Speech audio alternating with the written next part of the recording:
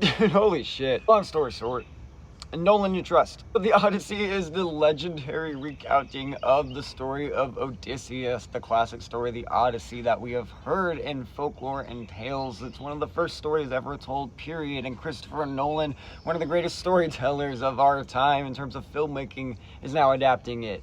What does that entail? Starring Matt Damon as Odysseus, Hannah Hathaway as Penelope, Tom Holland as Telemachus, Robert Pattinson as Antinous, and a bunch of other actors in this stacked cast of a stacked movie that is just an epic of all epic proportions. What I love about the idea of Nolan tackling fantasy is he's not doing the over-groundification that Christopher Nolan usually does. This does have that grounded, gritty feel that Nolan brings to a project, but it still feels like his most fantastical project yet, being a classic tragic tale of this folklore, this Greek lore. It's carried through its unique structure of following Odysseus through his Odyssey, his journey of going through to take down Troy and winning the Trojan War. Carrying us through the recounting of those events is Tom Holland's Telemachus as the son of Odysseus, trying to find his father. So you're getting this duality of Odysseus' journey while Tom Holland's character is trying to find out what happened. Where has he been this whole time? Such a cool way to carry the audience through Tom Holland's eyes to show us what, I guess, in a metatextual sense, what the legend of Odysseus is, how we see it, how we follow it, how we recount it. Allowing us to follow it through Telemachus, it gives us a character to follow it through. It gives us depth to the movie, it grounds it, and makes everyone feel layered in a sense. This is one of the most layered Christopher Nolan films in terms of character we've gotten in a long time. I was gravitated and captivated by everybody in this cast.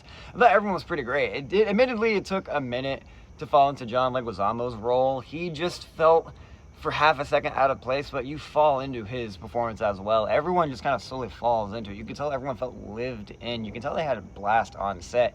It probably helps the fact that they just shot so much on location. It feels like you're traveling to these places. It feels like you are back in time. I don't see a lick of CGI. I'm sure it's there, but I'm sure they found it to be mostly practical too. Fearing in the tension at home too is Penelope, played by Anne Hathaway, who steals every scene she is in. This is the best Anne Hathaway performance I've seen in a long time from her. She's never not clocking it in, but man, she brings it here. She just feels so epic in terms of just, I've never seen an Odyssey story give enough attention to Penelope, so seeing one that does, and seeing the weight that falls on her shoulders due to the fact that these men just can't put aside their differences, their dicks for a second. It's fascinating to see, and you really get the mental toll it takes on someone. I like this movie exploring that layer, and it just, again, it adds to that emotional realism. This movie relishes in emotional realism over it being just a grounded story. It's not like these Cyclops and stuff don't exist in this narrative. They're there, they're gritty, they're epic when they're shown, but they're never overdone to the point that where it feels so fantastical that there's not stakes. It's still gritty emotionally, but still fantastical in terms of what's coming at us, painted with a lens of horror.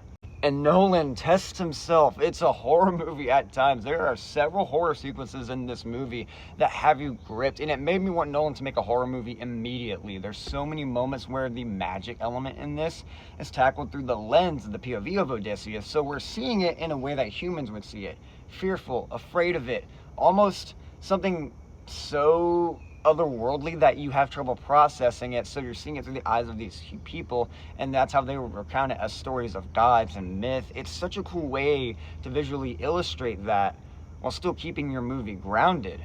Without giving too much away, the exploration of mythical creatures and mythical storytelling like the Cyclops is done so well here, and I won't spoil it, but I appreciate how much time we linger in those moments. I was afraid Nolan was going to kind of just breeze by it, make it a quick thing, because that's not his wheelhouse, the magical stuff. But no, he relishes in it, he sits in it, he challenges himself.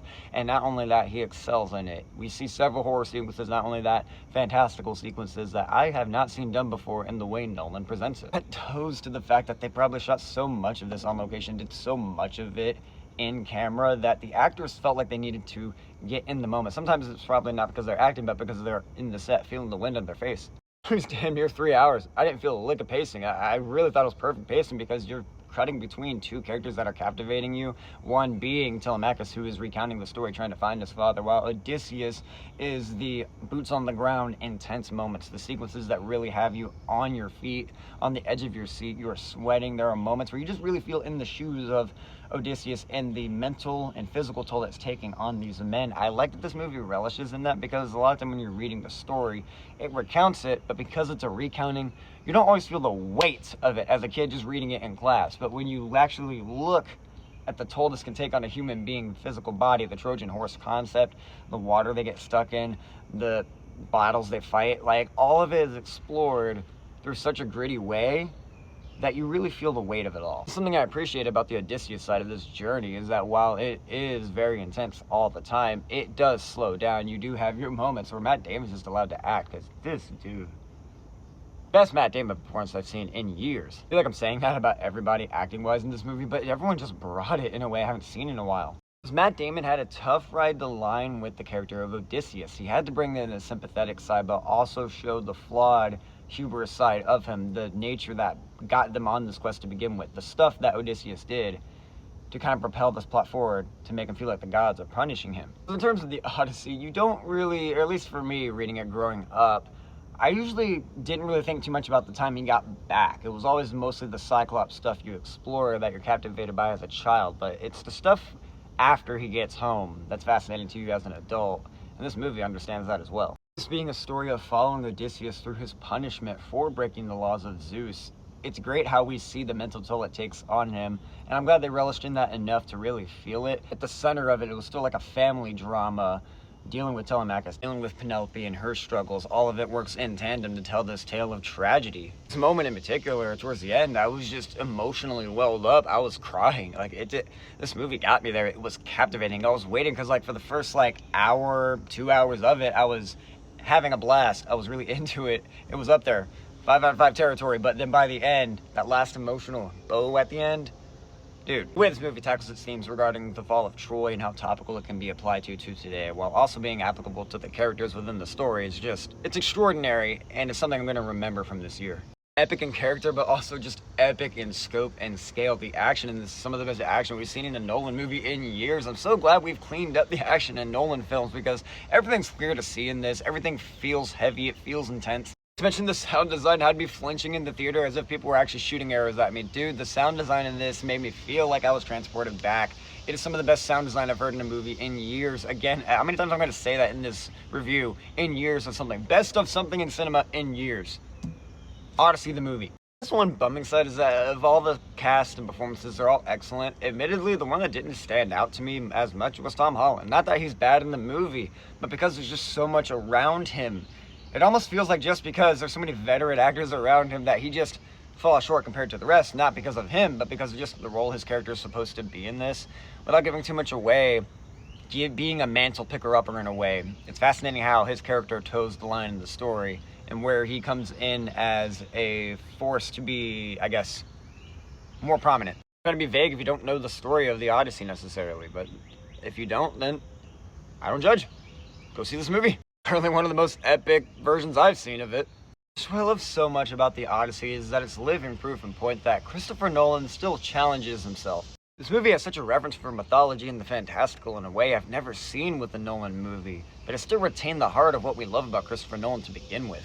The Odyssey being one of the first biggest stories ever told, the Odyssey this time, Christopher Nolan's adaptation feels like a culmination of every genre he's tackled before, alongside of every filmmaking technique he's tackled before to make this epic masterpiece that will go down, in my opinion, as one of the best films he has made of his generation, of his time, one of the best of his. This dude, just it reminded me why I love movies. I was giddy in my seat. Me and my friend Doggo were practically sweating after this. I chills, I cried. This movie's epic. I fucking love movies. I'm watching Nolan only get better with age. Movie of the year doesn't quite cover it. The Odyssey. Why the hell are you still sitting here? Go watch it. Thank you for watching. Leave a like, leave a comment. What'd you think of the Odyssey? What's your favorite Nolan film? What's your favorite movie of the year so far? I will see you next time.